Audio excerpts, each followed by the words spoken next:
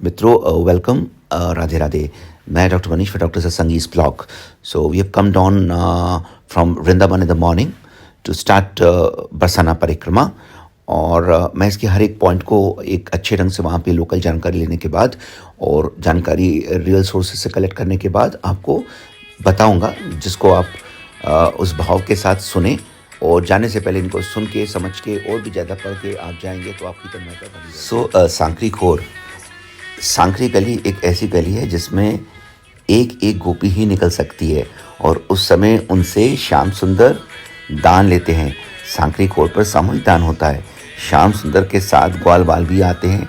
कभी तो वे दही लूटते हैं, कभी वे दही मांगते हैं, कभी वे दही के लिए प्रार्थना करते हैं। गोपियाँ अपने शीश पर दही का मटका लेकर चल रही हैं और श्री कृष्ण उनको रोक रहे हैं। इस रस्तान को नित्य प्रणाम करना चाहिए जहाँ से गोपियाँ आ जा रही हैं। मैं इन सांकरी खोर की बात कर रहा हूँ मित्रों। वहाँ जो राधा रानी का पहाड़ है वह गोरा है, सामने वाला पहाड़ श्याम सुंदर का है और वो शिला कुछ काली है। काले के बैठने से पहाड़ काला हो गया और गोरी के बैठने से कुछ गोरा हो गया। पहले राधा रानी की छतरी है, फिर श्याम सुंदर की छतरी है और नीचे मनसुखा की छतरी है। यहाँ दान लीला होती है। यहाँ नंदगांव वाले दही लेने आते हैं। एकादशी में तो सखियों ने पकड़कर उनकी चोटी बांध दी थी। आप जानते हैं कि उस समय 5-4 साल पहले की बात है कि जब यहाँ से सखियाँ जाती थीं, गोपियाँ जाती थीं, तो ग्वाल बाल और श्री कृष्ण भगवान श्याम सुंदर उनसे टैक्स लेते थे दही के रूप में। और एक बार तो चिकसाली की तरफ जाती उनने मटकी फोड़ दी और वहाँ सब दही और मलाई गिरने से, दूध गिरने से वो जगह सफ़ेद हो गई। आज भी आपको भक्कड़ दिखाते हैं इस एरिया में। ये भी इनने भी ऐसी बात की। हे श्याम सुंदर, हम आपको दान नहीं देंगे, गोपी कह रही है। जब दान नहीं दिया है तो यहाँ मटकियों को श्याम सुंदर ने जबरदस्ती फोड़ दिया कि हम आपसे दान ले लेंगे। ये हम तो यहाँ मटकियों को जबरदस्ती फोड़ दिया है। ये स्वरूप आप देख रहे हो, ये श्री जी का है, गौरवरण है, ये राधा रानी का ही स्वरूप है। जैसे बाबा ने बताया कि सांकर गोर ये गली है और ये प्रेम का सूचक है और ये जो स्थान है, ये जो कथादुक स्थान है, श्री कृष्ण भगवान का है। और ये यहाँ पे किस्सा ऐसा प्रचलित है कि एकादशी के दिन तो सखियों ने बोला कि हमें तो रोज़ टैक्स मिलता है और काफ़ी परेशानी मिलती है, आज हम इनको सबक सिखाते हैं। तो ग्वाल बाल के साथ श्याम सुंदर उनको उनने घेरने का प्रबंध किया। कुछ सखियाँ पीछे छिप गईं, कुछ सखियाँ नित्य जैसे जाने लगीं और अचानक वो बिल्कुल हमलावर जैसे उनको बांध देती हैं और उनके मित्रों की चोटियां बांध देती हैं, ग्वाल बाल की चोटियां। तब श्याम सुंदर कहते हैं कि अरे भैया, मैं आपको कैसे छुड़ाऊं, मेरी भी तो चोटी बंधी है। सखियां दोनों के साथ साथ सबकी चोटी बांध देती हैं और फिर सखियां कहती हैं कि चोटी ऐसे नहीं खुलेगी, राधा रानी की शरण में जाओ तब चोटी खुलेगी। सब श्री जी की शरण में जाते हैं और प्रार्थना करते हैं, तब श्री जी की आज्ञा से सबकी चोटी खुलती है कि उनकी चोटी खोल दो। श्याम सुंदर प्यारे को इतना कष्ट क्यों दे रही हो? गोपी बोली कि ये चोटी बांधने के ही लायक है। और सुनिए, इसमें यहाँ लीला यहाँ राधाष्टमी के 3 दिन बाद होती ही होती है। उस दिन यहाँ श्याम सुंदर की मटकी फोड़ते हैं और नंदगांव के सब ग्वाल आते हैं।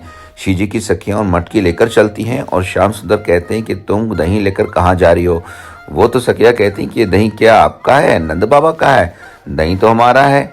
वहाँ से श्याम सुंदर बातें करते हुए उनके दही की मटकी तोड़ देते हैं। वो मटकी गिरी तो वह जगह आज भी इतनी चिकनी है, आप देख सकते हैं। मैंने तो देखा, उसमें चलना, खड़े होना भी मुश्किल है। यहाँ बीच में ठाकुर जी की हथेली व लाठी के चिन्ह भी हैं। ये सब 5000 वर्ष पुराने चिन्ह हैं। ये सांकरी गली दान के लिए पूरे ब्रज में सबसे ज़्यादा प्रसिद्ध है। वैसे तो श्याम सुंदर हर जगह दान लेते थे और दान की 3-4 स्तरियाँ प्रसिद्ध हैं। ये बरसाने की सांकरी खोर, गोवर्धन पे दान घाटी व वृंदावन में वंशीवट, पर इन सब में सबसे प्रसिद्ध सांकरी खोर है क्योंकि यहाँ एक तो चिन्ह मिलते हैं और दूसरा यहाँ आज भी मटकी लीला चल रही है। राधा अष्टमी के 5 दिन के बाद नंदगांव की गोसाई बरसाने में आते हैं, यहाँ आकर बैठते हैं। उस दिन पदगान होता है। मैंने बैकग्राउंड म्यूजिक में कोशिश किया है कि आपको पदगान सुना पाऊँ। मतलब बरसाना तो हमारी असली ससुराल है। इस पदगान का मतलब आज तक नंदगांव और बरसाने का संबंध चल रहा है, जो रंगीली के दिन दिखाई पड़ता है। आप लठमार होली के बारे में जानते हैं, वो भी इसी संबंध से निकला है। ससुराल में होली खेलने आते हैं नंदगांव और गोपियाँ लठ मारती हैं। वो लठ की मार को ढाल से रोकते हैं। बरसाने की गाली और बरसाने की पिटाई से नंदगांव वाले बड़े प्रसन्न होते हैं। ऐसा संबंध है बरसाना और नंदगांव में। सांकरी खोर में दान लीला भी हम सुना देते हैं। सांकरी खोर की लीला सुन रहे हैं, इसे मन से व भाव से सुनो। ध्यान लगाकर सुनोगे तो लीला दिखाई देगी। साकरी खोर में गोपियाँ जा रही हैं, दही की मटकी है सर पर, वहाँ श्री कृष्ण मिले। कृष्ण के मिलने के बाद वो कृष्ण के रूप में मोहित हो जाती हैं। लौट के कहती हैं कि वो नील कमल सा नील चांद सा मुख वाला कहाँ गया। अपनी सखी से कहती कि मैं साकरी खोर गई थी। सखी हो जो गई दही बेचन ब्रज में, उल्टी आप बिकाई बिन ग्रथ मोल लई नंदन, सर बस लिख दे आई रही। ये वही ब्रज है। यहाँ चलते चलते अचानक श्री कृष्ण सामने आ जाते हैं, इसलिए तो लोग ब्रज में आते हैं। ये वही ब्रज है, लोग भगवान को ढूंढते हैं और भगवान यहाँ स्वयं ढूंढ रहे हैं और गोपियों का पता पूछ रहे हैं। श्री जी, ये वही ब्रज है। रानी बहुत बड़ी गौभक्त थी, यहाँ तक कि जब श्री कृष्ण ने वृषासुर को मारा था तो राधा रानी और सब गोपियों ने कहा था, श्री कृष्ण हम तुम्हारा स्पर्श भी नहीं करेंगी, तुमको गौ हत्या लग गई है। ब्रज भक्ति विलास में ऐसे बरसाने में ब्रह्मा एवं विष्णु दो पर्वत है। विष्णु पर्वत विलासगढ़ है, शेष ब्रह्म पर्वत है।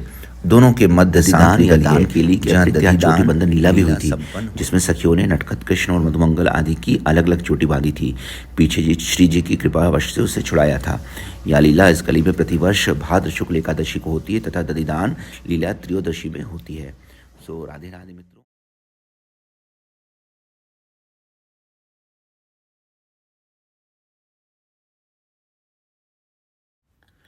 राधे राधे भक्तों।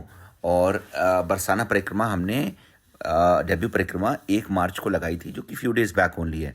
वृंदावन से हम डायरेक्टली अपने व्हीकल से यहाँ पे पहुँचे थे और देखिए दोनों ही पर्वत आपको सामने दिख सकते हैं और ऊपर मान मंदिर भी है। तो जैसे मैंने आपको इस बार सांकरी कोर के बारे में बताया, दर्शन कराए और वहाँ की लीलाओं का जो वर्णन है उसको बताया।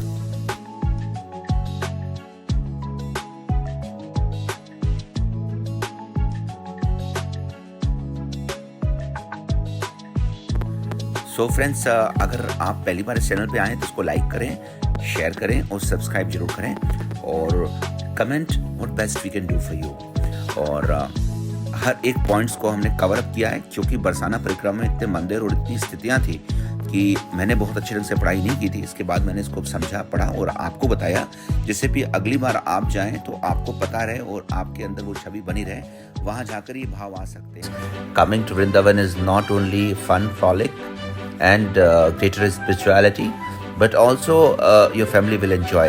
So Radhe Radhe.